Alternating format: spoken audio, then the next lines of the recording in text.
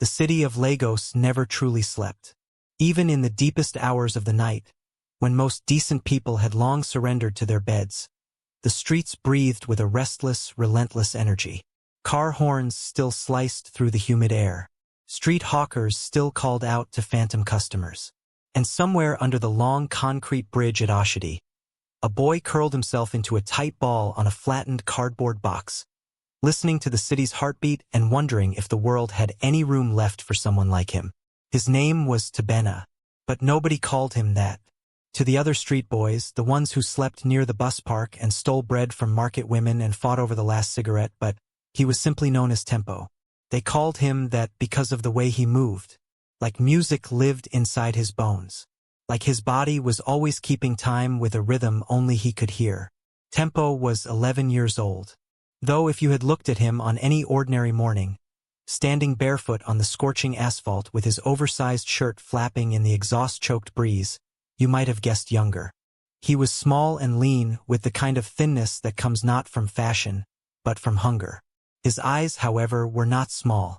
They were wide and dark and burning with a fire that poverty had not yet managed to extinguish. He had not always lived under bridges. There had been a time, faint as a half-remembered dream, when he had known something different. He remembered the smell of his mother's jollof rice. He remembered sitting on a mat in a one-room house in Ajagunal, watching her braid her hair by the light of a kerosene lamp. He remembered her voice, low and warm, humming church songs while she cooked. And he remembered the morning she stopped humming.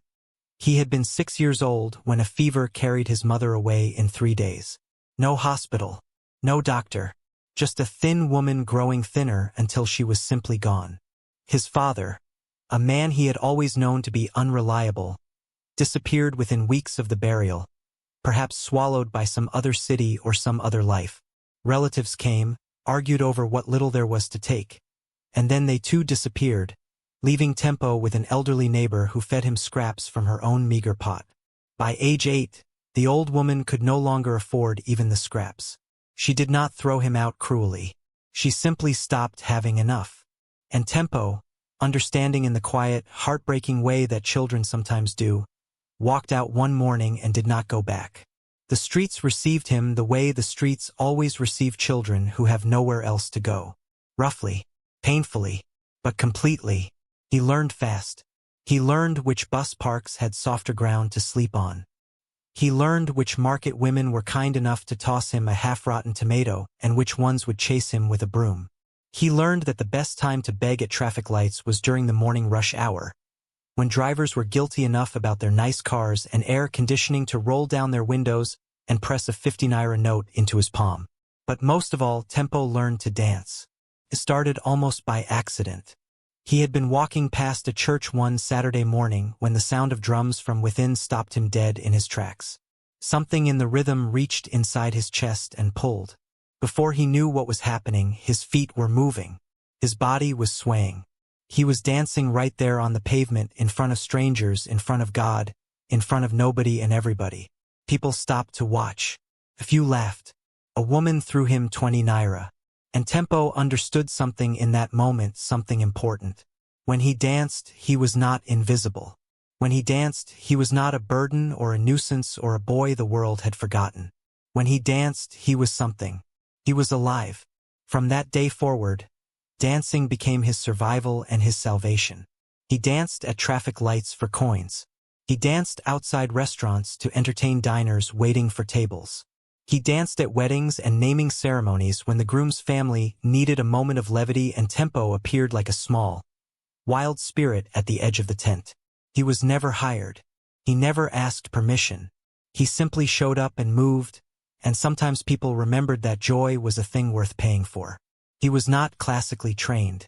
He had never seen a dance school, never owned a pair of proper shoes, never stood in front of a mirror and practiced technique. What he had was something that no school could teach: an instinct for music, a body that understood rhythm before his mind could process it. He could watch a dance once and replicate it. He could hear a beat and improvise movement that made strangers stop and stare and forget, just for a moment, whatever trouble was chasing them. But dancing only fed you on good days. On bad days, Lagos was cruel. On bad days, LASMA officers chased him from the roads. On bad days, older boys took his coins. On bad days, the rain came and the cardboard turned to pulp and he shivered through the dark hours wondering if the morning would come. And always, beneath the dancing and the laughter and the quick bright smile he flashed at strangers, was the hunger. Deep, grinding, relentless hunger that made his head light and his steps uncertain.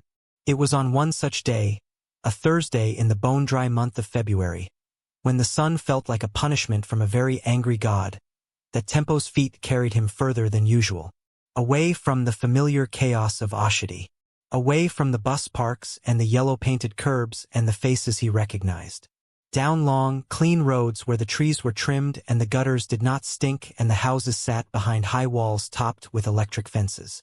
Roads where boys like Tempo were not supposed to walk. He walked because he was hungry, and because he had learned that hunger, if ignored long enough, had a way of dissolving fear. He walked and he looked and he let the strange quietness of wealth wash over him. And then he came to a gate. It was not just any gate. It was a tall iron gate, intricately designed, painted matte black with gold tips. Beyond it, visible through the decorative bars, was a garden so green it looked almost unreal, like a painting of paradise. And sitting in the middle of that garden in a wheelchair was a girl.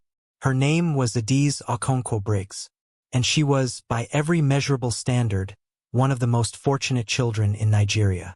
She was the only daughter of Emmanuel Okonkwo-Briggs, known to the business world simply as EOB, a name that carried enormous weight, a name that moved markets and toppled rivals and made ministers return phone calls they would otherwise ignore. Emmanuel had built his empire from almost nothing. He was the son of a schoolteacher from Nui who had arrived in Lagos at 19 with 2 changes of clothes and a stubbornness that bordered on the supernatural. He had sold phones on the street of Computer Village. He had driven trucks. He had invested in real estate when people laughed at him for investing in what they called swampland. The swampland was now some of the most expensive property in Lekki. Nobody was laughing anymore. His wealth was the kind that had its own gravity.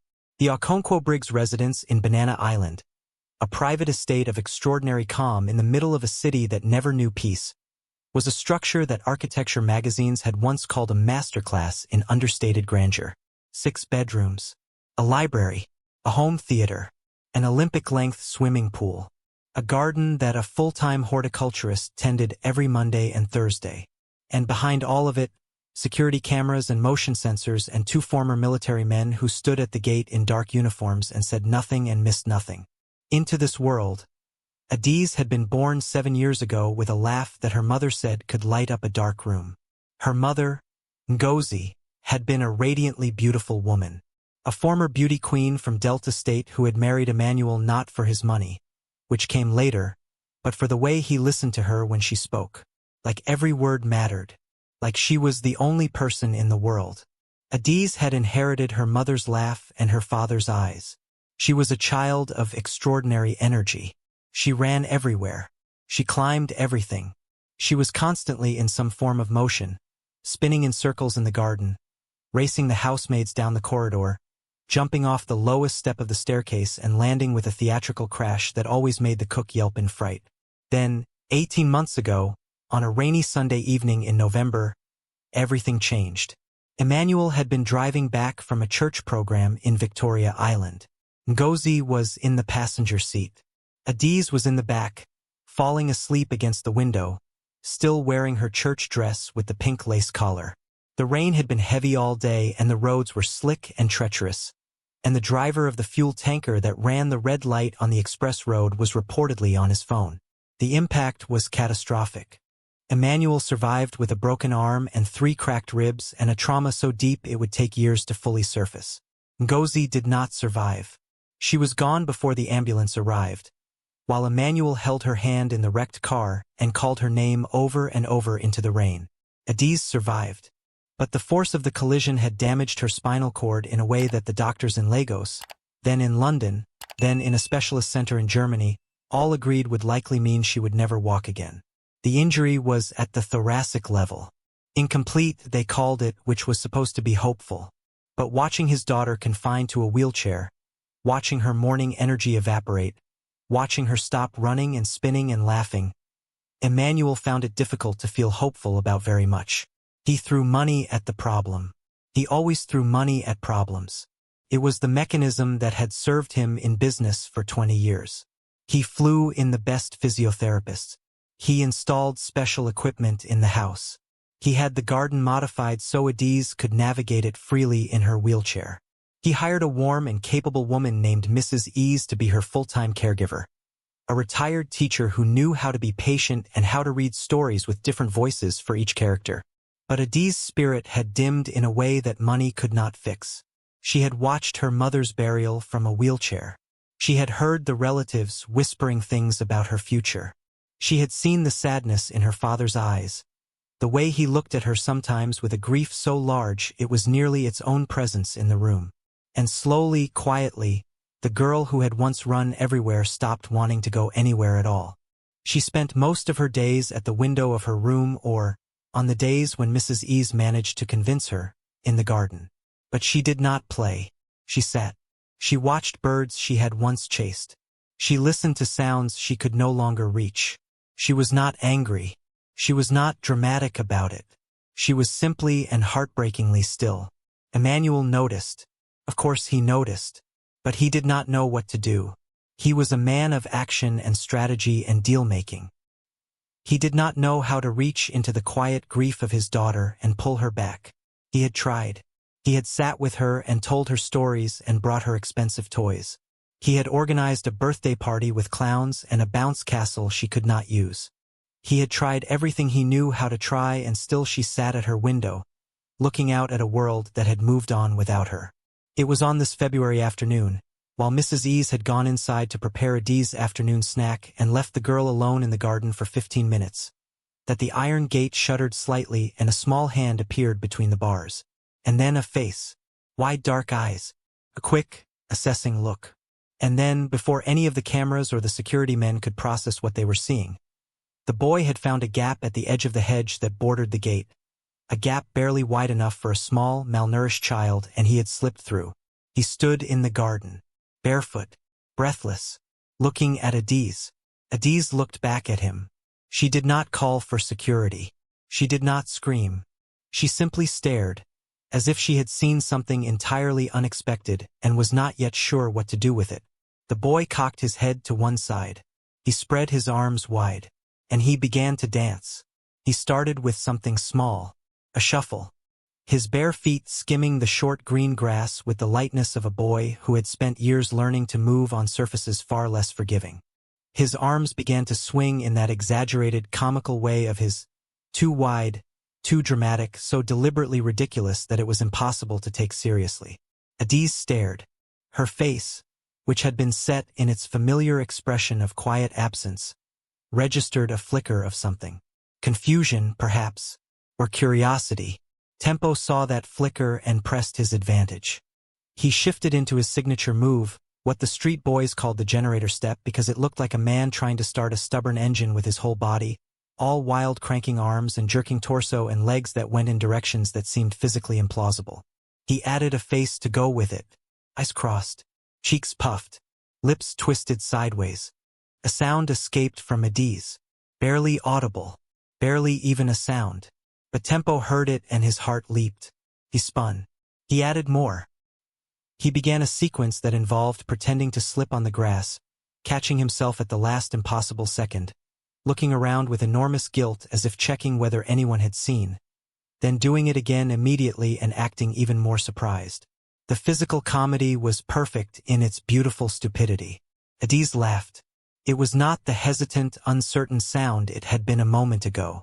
Came from somewhere deeper, from the part of her that had been buried under 18 months of grief and stillness and the weight of everyone else's sorrow. It burst out of her fully formed and uncontrolled and wonderful. Tempo stopped mid-step. He stared at her, not because the laugh surprised him but because of what it did to her face. The blankness was gone. The stillness was gone. She was entirely present, entirely alive, her eyes bright, her cheeks flushed, her hands moving to clap together once and then again. He began again, this time with more energy.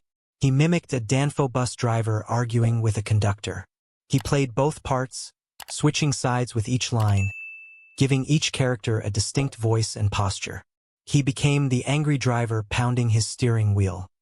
He became the conductor hanging from the door, shouting back with enormous indignation.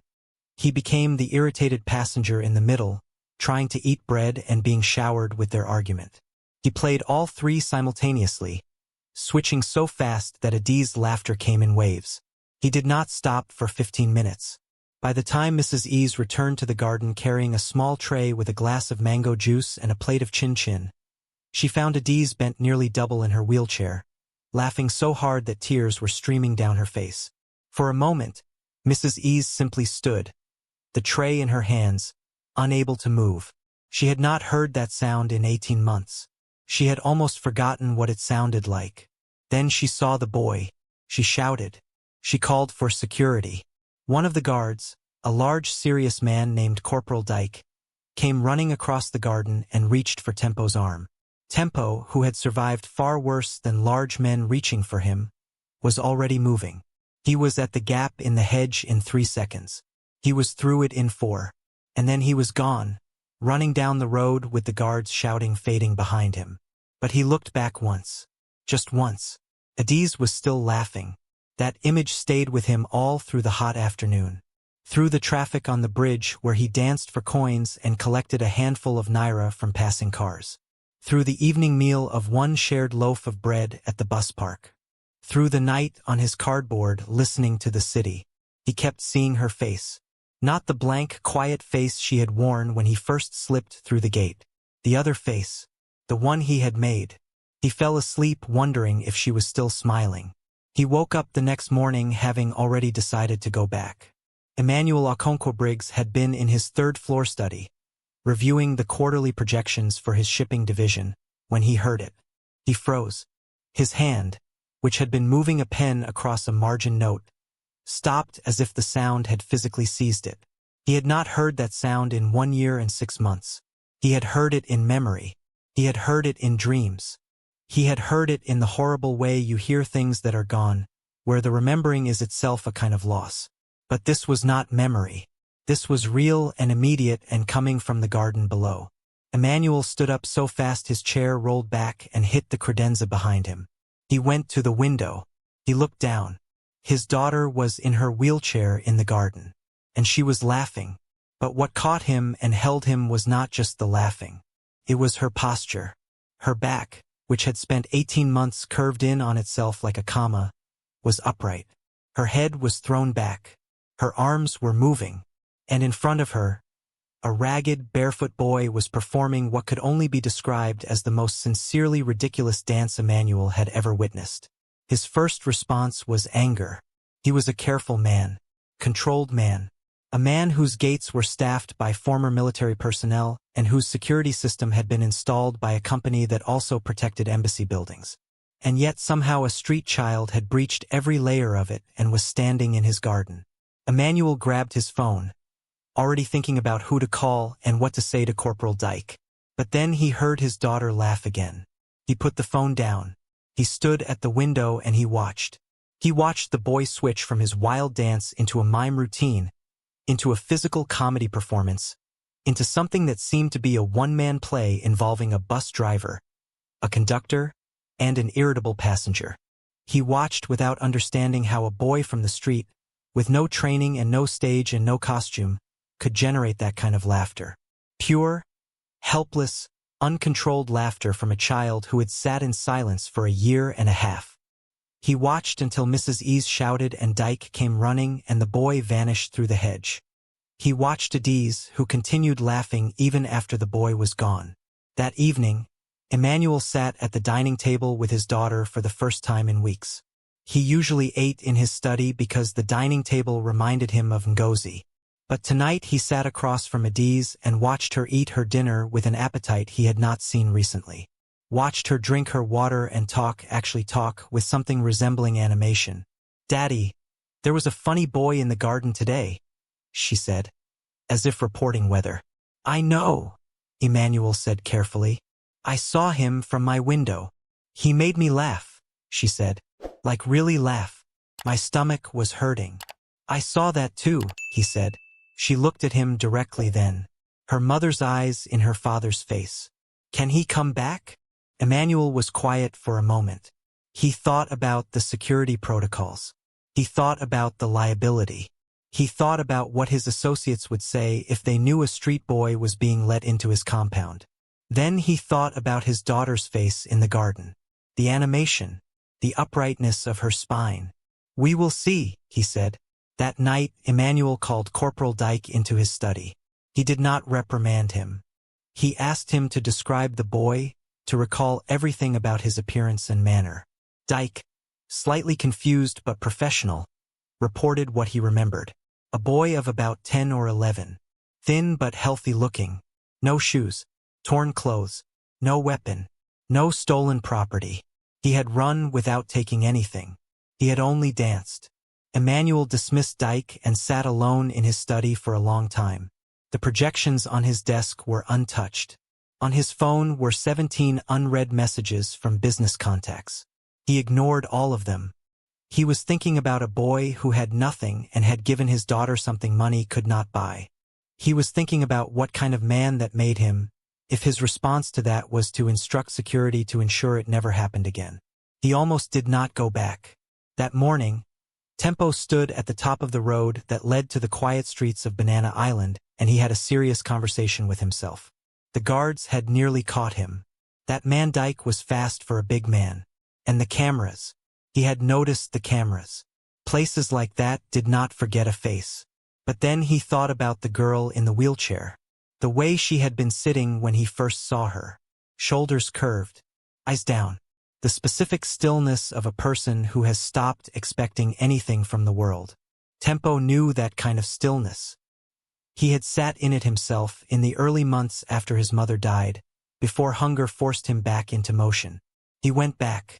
He slipped through the same gap in the hedge, moving quickly and quietly, watching the cameras with the street-sharpened awareness of a boy who had spent years staying out of the wrong sight lines.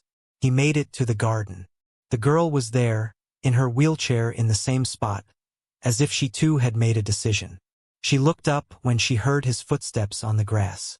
For a second, both of them were still. Then she said, "I thought you were not coming back." "I almost did not," Tempo said. "But you came." "Yes." "Why?" He considered this. He had not rehearsed an answer because he had not expected to be asked. "Because you were still laughing when I left," he said finally. "I wanted to see if you still could." She looked at him for a long moment. Then she said, "Can you do the bus driver again?" He grinned. He spread his arms. He began. He was 3 minutes into a new routine. A parody of a government official receiving a bribe and pretending to be scandalized while simultaneously pocketing the money, when a shadow fell across the grass. Both children froze. Emmanuel Okonkwo-Briggs stood at the garden entrance. He was in a gray agbada that he had worn for a morning meeting. He was a tall man with the broad shoulders of someone who had done physical work in his youth, and the composed bearing of someone who had spent decades in rooms where the slightest display of uncertainty cost you everything. Tempo's body went into street mode instantly. Every muscle tensed. He calculated the distance to the hedge. He identified the fastest route. He had bolted from larger and more dangerous men than this. But Adiz spoke first. "Daddy, this is the dancing boy. Do not send him away.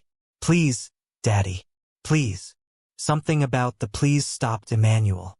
Not the word itself, but the way she said it. The directness. The urgency. He had not heard that tone in her voice, that wanting, passionate, slightly demanding tone, in over a year. He looked at the boy.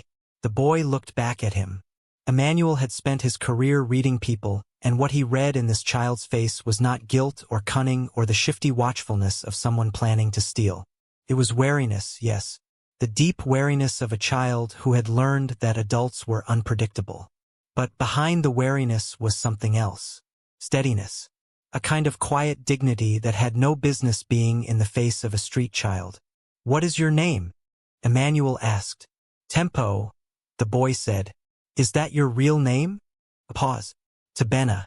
But people call me Tempo." "Why do they call you that?" The boy glanced at Adiz, then back. Because of how I dance, he said. Emmanuel nodded slowly. And why did you come into my compound? Do you know this is a private residence? Do you know you are trespassing? Tempo met his gaze. I know, sir. I saw your daughter through the gate. She looked like somebody who needed to laugh. I did not come to take anything. I only came to give something. He paused. If you want me to leave, I will leave. I will not come back. Emmanuel studied him. He thought about trespass and liability and the opinion of his security team.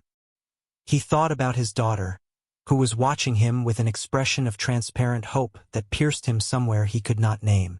You can stay for today, he said finally. In the garden where I can see you. 2 hours. Then you go. And you eat before you leave. Tempo blinked. In his calculation, the options had been, get chased away or get handed to the police. This third option had not occurred to him. Yes, sir, he said. Emmanuel turned and went back inside. But he did not go upstairs. He stood just inside the glass doors of the sitting room, where he could see the garden but they could not easily see him, and he watched. He watched Tempo dive back into his performance with the doubled energy of a boy who had been given a reprieve. He watched Adiz clap and lean forward in her chair. He watched his daughter's face in a way he had not allowed himself to watch it in a long time, and what he saw there was something he had thought he might never see again. Joy. Simple, uncomplicated, freely given joy. Emmanuel stood at the glass door for a long time. When his phone buzzed with a call from his CFO, he looked at it for a second and then he put it face down on the side table and went on watching. Days passed. Then a week. Then 2. Emmanuel's instructions to the gate became routine. Let the boy in at 3 in the afternoon. He leaves no later than 6. He eats before he goes. The guards accepted this with the professional blankness of men trained not to be surprised by anything their employer did. Inside the garden, something was growing. Not visibly, not dramatically, the way things grow in stories. It grew the way things actually grow. Slowly, unevenly, with setbacks. The first thing that grew was a friendship. Tempo and Adiz were not similar children. He was loud and physical and expressive and had learned to use humor as both a shield and a weapon. She was quieter, more interior, accustomed to processing the world through books and observation. But they shared something essential. They had both, at a very young age, learned what it felt like to have the floor drop out from under you. To go to sleep in one world and wake up in another. In the garden, they found the overlap between their very different lives. Tempo performed and Adiz directed. She would say, do the market woman again, but this time make her angrier. And Tempo would do it with the precise escalation she requested, and they would both collapse into laughter. She would describe a character from a book she was reading and Tempo would improvise a physical performance of that character so vivid and unexpected that Adiz would scramble for a notebook to write down what he had done. You should be in movies, she told him one afternoon. Tempo made the face he always made when people said things about his future. A kind of fond skepticism, as if he had learned not to hold futures too tightly. People in movies have agents, he said. They have school and training. I have no shoes. That is temporary, Adiz said with the absolute confidence of a child who has always had shoes. Tempo looked at her for a moment. Then he laughed. Okay, he said. Temporary. The second thing that grew was more difficult to name and more painful to witness. Mrs. Ease was the first to notice. She mentioned it carefully to Emmanuel one evening. She had observed, she said, that Miss Adiz was using her arms more. Reaching, stretching. During her afternoon physiotherapy exercises, which she had previously endured with the cooperative but absent compliance of a child who did not believe in them, she was now pushing harder. Setting small goals for herself. Asking the physiotherapist to try exercises they had not attempted before. Is that connected to the boy? Emmanuel asked. Mrs. Ease chose her words thoughtfully. I think, sir, that the boy gives her a reason to try. When you are entertained, when you are laughing, when you are thinking about the next funny thing that is going to happen, you are not thinking about what you cannot do. And when you stop thinking about what you cannot do, sometimes you discover that you can do a little more than you thought. Emmanuel considered this. You should have been a doctor, he said. Mrs. Ease smiled. I was a teacher. It is the same thing, only with smaller emergencies. The physiotherapist confirmed it at the next session. Adi's engagement was measurably improved. Her upper body strength was building. There was some unexpected sensation in her lower extremities, faint and inconsistent, but present in a way that was not fully explained by the treatment protocol. He adjusted the therapy plan and increased the sessions from 3 times a week to 5. He told Emmanuel carefully not to expect miracles but not to rule them out either. Emmanuel stood in the garden alone that evening after Tempo had gone.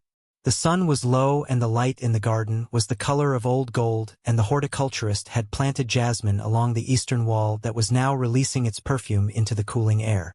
Emmanuel stood in the middle of it all and thought about his wife, which he did every evening though he was getting better at it, and he thought about his daughter who was trying again.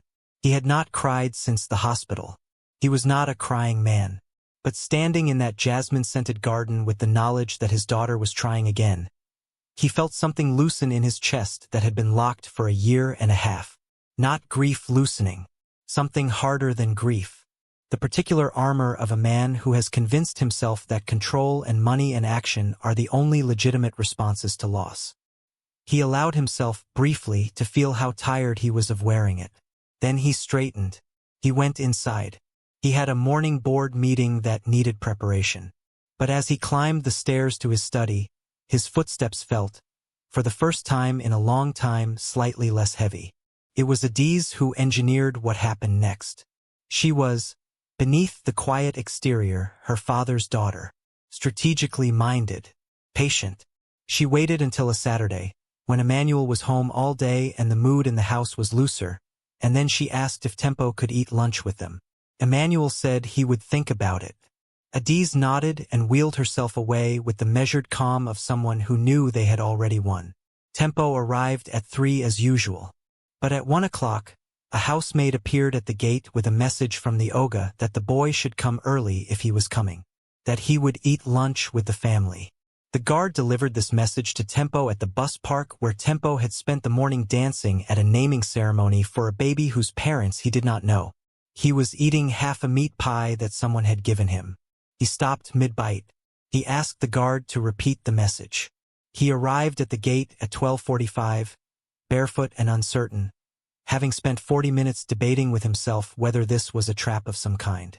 The lunch was served in the garden, not the formal dining room, which was Emmanuel's concession to the strangeness of the situation. They sat at a round cast-iron table under a large umbrella. Emmanuel at one side, Adiz beside him, Tempo across from them in a garden chair that he sat in very carefully, as if it might protest his presence. The food came. Egusi soup with pounded yam and a separate dish of fried plantain and a cold glass of Chapman. Tempo looked at it for a moment. Emmanuel watched him look at it and understood something in that look. The discipline of a person who had learned not to fall on food even when hunger was enormous. The dignity of restraint in the face of abundance. Eat, Emmanuel said simply. There is more if you want more. Tempo ate, carefully at first, then with the honest appetite of a hungry child. After the food, when the plates were cleared and Adiz was pretending to examine a flower at the edge of the garden while obviously eavesdropping, Emmanuel looked at Tempo directly. Tell me about yourself, he said. Tempo looked up. In his experience, adults who said this were either journalists wanting a sad story to share on social media, or church people wanting a testimony or trouble. He was not sure which category Emmanuel Okonkwo-Briggs fell into. What do you want to know? Tempo asked. Everything, Emmanuel said. From the beginning. And so Tempo told him. Not everything. He never told anyone everything. But he told him enough. His mother, the fever, his father who left, the neighbor who fed him until she could not, the streets, the bridge, the dancing. He told it without self-pity and without performance, which was more affecting than either would have been. Emmanuel listened the way he listened in boardrooms, with his full attention and no interruption. When Tempo was finished, there was a silence. How old are you? Emmanuel asked. 11, I think. You think? Tempo shrugged. I do not have papers. But my mother used to say I was born the year the Nipah was particularly bad. So I count from there. Something moved across Emmanuel's face that he controlled quickly. Why do you dance? He asked. Tempo thought about this. When I was living under the bridge the first time, he said, I wanted to disappear. I wanted to just not be there anymore. And then I heard drums from a church and I started moving and it felt like, I do not know, like I was still here, like I was supposed to be here. He paused. Dancing is how I know I am alive. The silence that followed was different from the one before. Fuller somehow. Emmanuel said quietly, You gave my daughter back something she had lost. Do you know that? Tempo glanced at Adiz, who had fully abandoned the pretense of examining the flower and was watching them openly. She gives me something too, he said. When she laughs, I feel like the dancing was worth something. Not just coins. Worth something real. Emmanuel looked at his daughter. She was looking back at him with an expression that required no translation.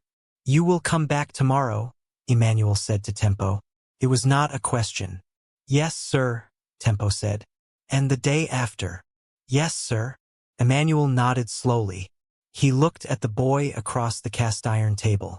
Barefoot, thin, eyes steady and alive and burning with that inexplicable, undefeated fire. I am going to need you to come earlier from now on, Emmanuel said, because there are things we need to discuss. It happened on a Tuesday, unremarkable in every way except the way that mattered most. The sun was at its afternoon angle, casting long shadows across the garden. Tempo was in the middle of an elaborate sequence he had been developing for 3 days, a full dramatic retelling of a Lagos traffic scene involving a Danfo bus, a Kiki, an Okada, and a very self-important man in a black SUV. He had given each vehicle its own distinct personality. The Danfo was aggressive and wheezing. The Kiki was cheerful and reckless. The Okada wove through everything with the serene confidence of someone who had genuinely stopped fearing death. And the man in the SUV was magnificently ridiculous, leaning on his horn, speaking into his phone, waving imperiously at people who could not see him behind his tinted windows. Adiz was laughing so hard that she had slid slightly sideways in her chair, and Mrs. Ease had come out of the house to check that she was not having a medical episode. And then Adiz said, Wait, stop. I want to try something. Tempo stopped. Mrs. Ease stopped. The garden went quiet. Adiz placed both her hands flat on the armrests of her wheelchair. Her jaw was set. Her eyes were focused in the way they focused when she was absolutely determined to do something. Tempo had come to recognize that expression. He had learned to get out of the way when it appeared. She pushed. Her arms shook with the effort. Her shoulders rose. Her torso lifted. Her hips, which had not moved intentionally in a very long time, shifted in the seat. She rose. It was not standing. Not fully. She was partway between sitting and standing, her arms bearing most of her weight, her legs making a contribution that the doctors had said might never come. But her feet were pressing against the ground. They were pressing. There was intention in them. 1, Tempo whispered. He was counting without deciding to count. His voice barely audible. 2, Mrs. Ease breathed. She had her hand over her mouth. 3, Adiz said herself. And then, trembling violently, she sank back into the chair. She sat there for a moment, breathing hard. Then she looked up at Tempo. Her face was wet. She was smiling so hard it looked like it hurt. Did you see? She said. I saw, Tempo said. His voice was strange. Rough at the edges in the way voices get when a person is feeling something very large. You stood up. Sort of stood up, she corrected. No, he said firmly. You stood up. Mrs. Ease had already gone inside, moving with a contained urgency that a person not paying attention might have mistaken for casualness. She found Emmanuel in his study and told him. She used very few words. He was out of his chair before she finished the sentence. He came to the garden and looked at his daughter, and his daughter looked up at him with Ngozi's eyes and said, Daddy.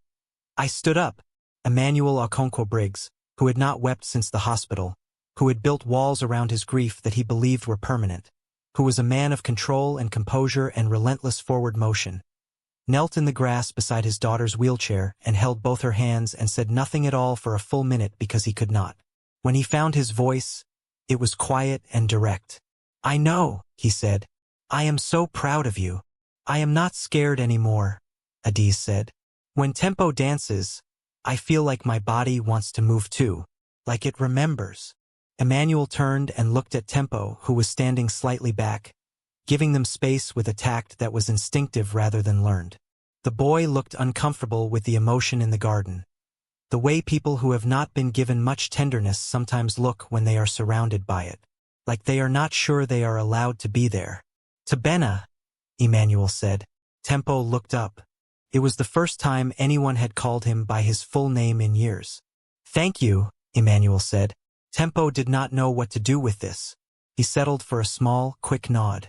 Then, because he was 11 and because standing still in the face of large emotions was not something he had yet learned to do, he began, very slowly and very gently, to dance. Just a small movement, a quiet rhythm, something to fill the space with joy rather than weight. And in her wheelchair, Adiz moved her arms. And in the garden, the jasmine released its perfume into the afternoon air. And somewhere in the house, a cook who had been listening from the kitchen window began to cry and did not entirely understand why. Word travels in Lagos the way gossip has always traveled in tight communities. Fast, distorted, irresistible. Within 2 weeks of Tempo being granted regular access to the Okonkwo-Briggs compound, the people of the surrounding area had constructed no fewer than 4 versions of the story, ranging from the fairly accurate to the completely fantastical. Version 1, the most generous, held that EOB had taken pity on a street child and was sponsoring his education. Version 2 held that the child was actually a distant relative being legitimized. Version 3, originating from a woman who claimed her cousin worked in the kitchen, held that the street boy had healing powers and was performing some kind of traditional medicine on the daughter. Version 4 held that the whole thing was a publicity stunt being orchestrated for a new business venture. Emmanuel was aware of all of this and found it largely uninteresting. He had spent his career in an industry where rumor and reputation were weapons, and he had learned long ago that the only counter to false stories was the sustained evidence of true ones. His board was a different matter. Barrister Okeke, his longest-serving board member, and a man whose opinion of social propriety was approximately as flexible as concrete, called him into a private meeting on a Wednesday morning with 3 other senior directors. The meeting was framed as a routine check-in. Emmanuel knew better. "There are concerns," Barrister Okeke said, with the careful diplomacy of a man delivering a message he had rehearsed. "About your judgment, about the signals you are sending. Emmanuel, this boy is a stranger from the streets. Nobody knows his origin. Nobody has verified who he is. You are bringing him into your home, into your daughter's life." "I know who he is," Emmanuel said. "He is a child who had nothing and chose to give what little he had. I know exactly who he is. The press will not see it that way. Then the press will need new glasses." There was a silence around the table of the kind that occurs when powerful men realize they have misjudged how firm a position is. "Emmanuel," another director said more gently, "we are thinking of your reputation, your brand. In your industry, perception is everything." "My daughter stood up this week," Emmanuel said. The room went quiet. Not fully, not on her own. But she pushed herself up from her chair and held herself up for 3 seconds and told me she is not scared anymore. She has not said that since before the accident. He looked around the table. "I do not know what value you put on that. I know exactly what value I put on it. And I can tell you clearly that it is considerably higher than my reputation among people who have never met my daughter." The meeting ended shortly after. The directors filed out with the expressions of men who had gone hunting and returned without their quarry. Barrister Okeke lingered. "I am not your enemy, Emmanuel," he said. "I know," Emmanuel said. "But you were wrong today." Okeke left without further argument. Emmanuel sat alone in the boardroom for a moment. Then he called his personal assistant and asked her to arrange a meeting with a social welfare organization he had been quietly researching for the past several days. An organization that helped street children. He had a few questions.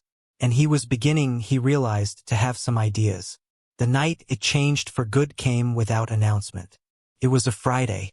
Tempo had danced for Adiz. They had eaten the evening meal together at the cast-iron table in the garden as had become the custom. Mrs. Ease had cleared the plates. Emmanuel had sat with them through the meal, talking less than usual, watching more. At 6, Tempo began to gather himself to leave. He had a particular way of doing this, a kind of quiet internal reorganization, like a person folding themselves back into the shape required for a different kind of life. Emmanuel had noticed it before, the way the lightness drained slowly from the boy's face as 6 o'clock approached, the way his eyes changed. The softness went out of them and the street wariness came back, like a light dimming. "Tabena," Emmanuel said. Tempo paused in his gathering. "Where are you sleeping tonight?" A pause. "There is a place near the bus park. Under a—" He stopped, looked at Emmanuel. "There is a place," he said more simply. "Is it safe?" Another pause, the honesty working against the street habit of appearing fine. "Not always," he admitted finally. Emmanuel was quiet for a moment.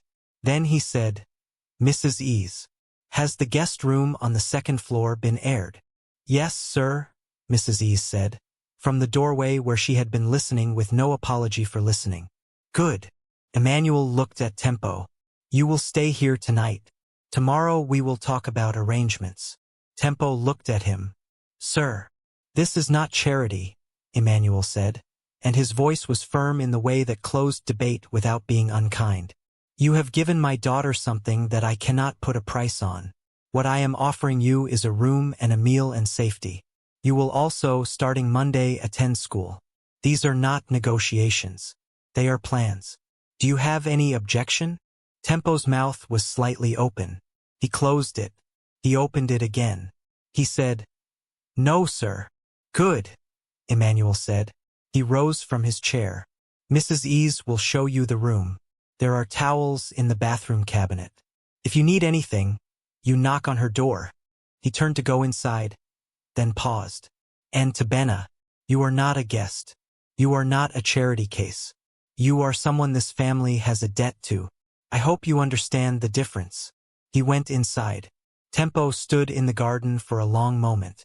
The stars were coming out above the high walls of the compound.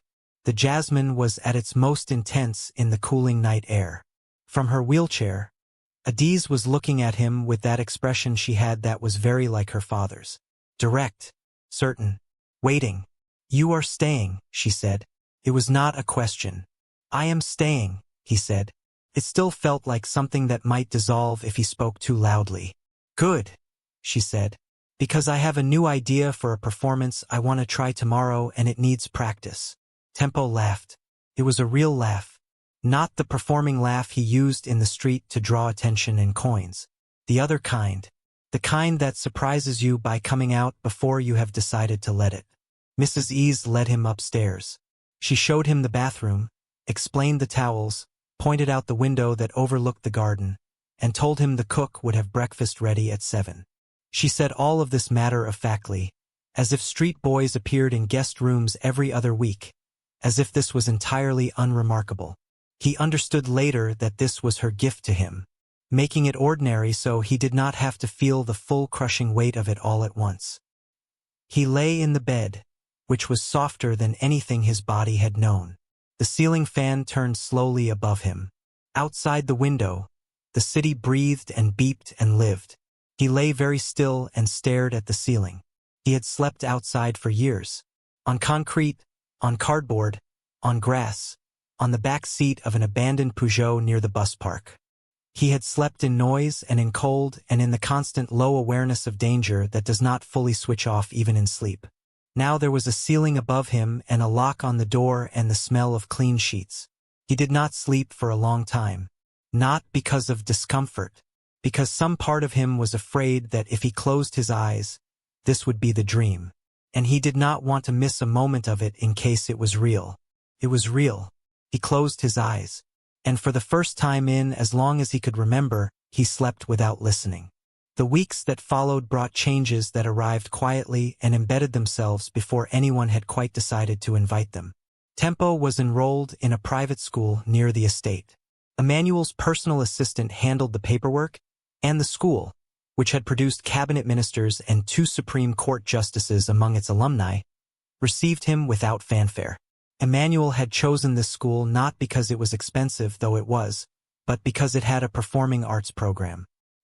He had made a call to the headmistress the previous week, and she had been curious rather than reluctant. On the first day, Tempo sat in a classroom for the first time since the brief period of primary school he had attended before his mother died. He was behind the other students in almost every academic subject. He did not know this in a way that shamed him. He knew it the way he had always learned the distances between things, carefully and without self-deception. He looked at where he was and began working out how to get to where he needed to be. He was not behind in everything. His mathematics instinct was surprisingly strong. Counting money at bus parks apparently built numeracy in ways that classroom drill did not. His storytelling, his understanding of character and motivation and timing, placed him in a category entirely his own when the class was asked to write imaginative essays. His teacher read his first one and then read it again and then asked him to stay after class. "Did you write this yourself?" she asked. "Yes, Ma," Tempo said. She looked at him for a long time. "You have a gift," she said. "I know," Tempo said. Not arrogantly. Simply. The way you say a true thing. Adiz, meanwhile, was in the middle of what her physiotherapist was carefully calling a remarkable trajectory. The standing moment had not been the last. It had been the first of many small victories.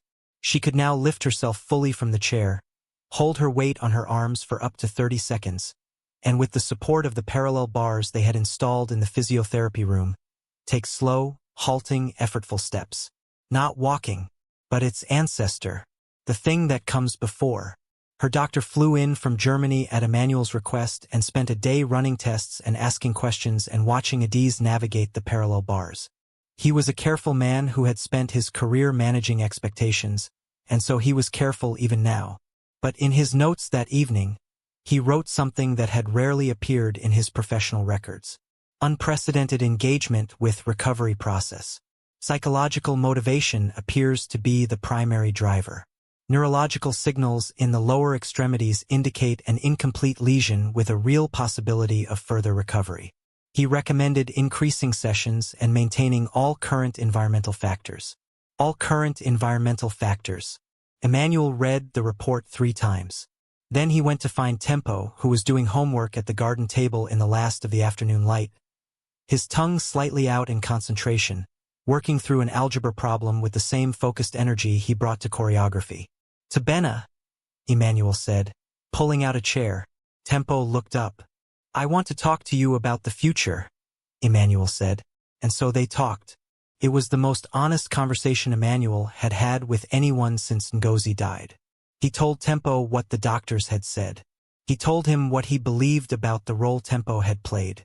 He told him that he was not sure exactly what the future looked like, but that he was certain of one thing. "You belong here," Emmanuel said. "Not as a guest. Not as a charity case. As family. If you want that." Tempo was very still. Then he said, "What does that mean?" "Exactly. It means I want to formally adopt you," Emmanuel said. "It means your name will be Tabena Okonkwo Briggs. It means you will inherit everything I have alongside Adiz. It means you will never again wonder where you will sleep or where your next meal comes from." He paused. "It also means I will need you to be patient with me. I am better at business than I am at being a father. But I am learning." Tempo looked at him for a long time. The algebra homework lay between them on the table, X and Y still unsolved. "You do not have to do this because of Adiz," Tempo said carefully. "I know," Emmanuel said. "I am doing it because of you. Because I have watched you for weeks and I see who you are. And who you are is someone I want in this family. If you will have us." Tempo looked at the house. The high walls. The jasmine along the eastern wall. The window of the room that had begun quietly to feel like his. He thought of the concrete under bridges. The smell of bus park exhaust. The weight of hunger that never fully lifted. He thought of Adiz's laugh. He looked back at Emmanuel. "Yes," he said. Emmanuel nodded. He reached across the table and put his hand briefly on Tempo's shoulder. The gesture was restrained in the way of a man who was still learning how to offer warmth. But it was real. Good, Emmanuel said. Then we begin. 3 months after Tempo first slipped through the hedge, Adiz Okonkwo-Briggs walked across the garden. Not across the entire garden. Not without assistance. She used 2 forearm crutches, one in each hand, and Mrs. Ease walked beside her with hands hovering but not touching. Her physiotherapist stood at the other end. And Emmanuel and Tempo sat at the garden table, watching. Emmanuel had stopped checking his phone in the garden weeks ago. It now sat inside on the console table during garden time. He sat with his hands quiet in front of him and he watched his daughter. She took the first step. Her face went through several expressions simultaneously. Concentration, fear, surprise, something that was almost anger at the difficulty of it. Her jaw was set in a way that was entirely her mother's. She took the second step. Tempo, who had been still for approximately 4 minutes, the longest he had ever been still in the garden, gripped the edge of the table. Third step. Fourth. Fifth. She was not walking the way she had walked before the accident. This was different, slower, more deliberate. Each step was a decision, a conscious act of will imposed on a body that was still relearning what it once had known naturally. But it was walking. Unmistakably, undeniably, walking. She reached the physiotherapist at the other end. She stopped. She looked down at her feet. Then she looked up at the sky, at the enormous blue sky above the garden, and for a moment said nothing. Then she turned and looked back across the garden at her father and at the boy who had become her brother. "I walked," she said. Her voice was completely steady, as if she had been preparing this sentence for 3 months, which in a way she had. Tempo stood up from his chair so fast it scraped backward on the stones. He went toward her but stopped himself from running, checking his instinct with a care that was new in him. He walked. He crossed the garden and stood in front of her. "Okay," he said. His voice was not steady at all. "Okay. You walked." "I walked," she confirmed. "You walked," he said again, as if the word needed to be said a certain number of times before it would be real. Emmanuel came across the garden more slowly. When he reached his daughter, he simply stood in front of her. He did not speak immediately. He put his hands on her face, one on each cheek, the way he used to when she was very small, and he looked at her. "Your mother would have done something embarrassing," he said finally, his voice low and rough. "She would have screamed and knocked things over." Adiz laughed. "Do it for her," she said. Emmanuel Okonkwo-Briggs, who had never screamed in public in his adult life, who was a man of composure and control and measured response, let out a sound that was not quite a scream but was close enough that Corporal Dyke at the gate reached for the radio on his belt before realizing that the sound was joy. And then Emmanuel laughed. And Adiz laughed. And Tempo, who was standing slightly apart and watching the two of them, felt a warmth move through him that he did not have a name for yet. He had experienced many things in his 11 years. Hunger, loneliness, fear, the specific cold of concrete at 3 in the morning, joy in dancing, connection in a stranger's laugh. But this, being present at this moment in this garden belonging to these people, this was something new, something he had no previous experience of. Later, much later, he would understand that the name for it was home. A year passed. Tabena Okonkwo-Briggs was now 12 years old with papers to prove it. His school report showed exceptional progress in literature and drama, adequate progress in mathematics, and an ongoing battle with French which showed no signs of resolution. His performing arts teacher had entered him in 2 regional competitions. He had won both. His adoption had been covered briefly by 2 newspapers. Emmanuel had given one statement and then declined all further media contact. The statement read, in full, "Tabena Okonkwo-Briggs is my son. He is exactly where he belongs. I have no further comment." The directors had adjusted. Barrister Okeke had come to dinner once and gone home quieter than he arrived. He had watched Tempo perform a dinner table impression of a particularly pompous board member, had watched Adiz laugh until she spilled her juice, had watched Emmanuel Okonkwo-Briggs, the coldest negotiator in the Lagos shipping industry, wiped tears of laughter from his eyes. He had driven home and called his own son, who was at university in London, and talked for 45 minutes, which was 42 minutes longer than their usual calls. Adiz was walking, not perfectly, not always without the crutches, but walking. Her physiotherapist had used the word miraculous once in Emmanuel's hearing and then withdrawn it, replacing it with statistically unusual, and then giving up on clinical language entirely and saying simply, "She is remarkable." Her school, which she was now attending part-time, had adapted its program to accommodate her, not because her father was wealthy, but because Adiz herself had written a letter to the headmistress that was so clearly and passionately argued that the headmistress had read it 3 times and then framed it. Emmanuel had, quietly and without fanfare, established a foundation. It was called the Ngozi Okonkwo-Briggs Foundation, named for his wife. His focus was street children in Lagos, safe housing, education, nutrition, access to arts programs. It was not yet large, but it was real and it was growing, and Tempo had already, at 12 years old, been asked to speak at its first annual dinner. He had danced instead of spoken. The room had given him a standing ovation. On the anniversary of the day Tempo first slipped through the hedge, Emmanuel organized a quiet evening in the garden.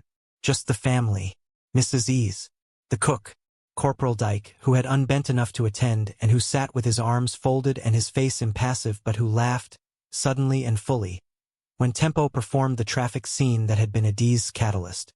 After the food, when the evening had softened and the jasmine was doing what jasmine did and the stars were visible above the walls, Adiz stood up from her chair. Not slowly, not with crutches. She stood the way people stand when they have been doing it long enough that it has stopped being an achievement and become a fact. She walked to the center of the garden. "Tempo," she said.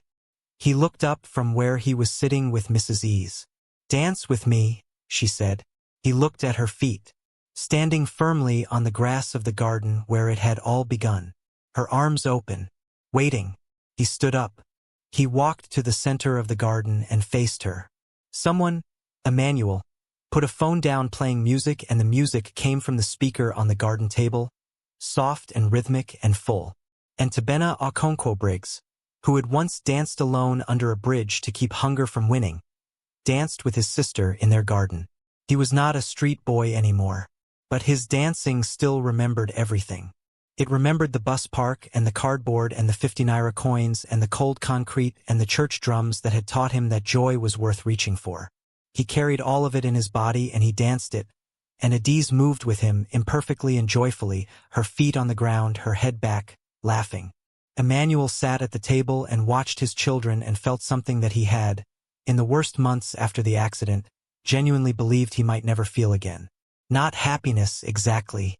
Happiness was too simple. What he felt was more like rightness, the particular piece of a life that has found its shape. The garden was full, not of things, of people who had chosen each other, of laughter, of music, of a dancing boy who had slipped through a gate with nothing but joy in his bones, and changed everything. The world had moved on, and this time it had taken them all with it.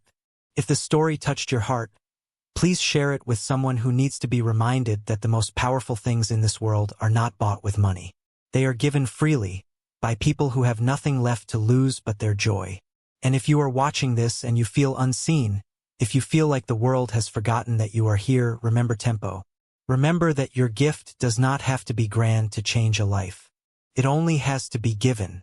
Subscribe for more stories that stay with you long after the last word. Until next time, stay kind, stay strong, and keep watching.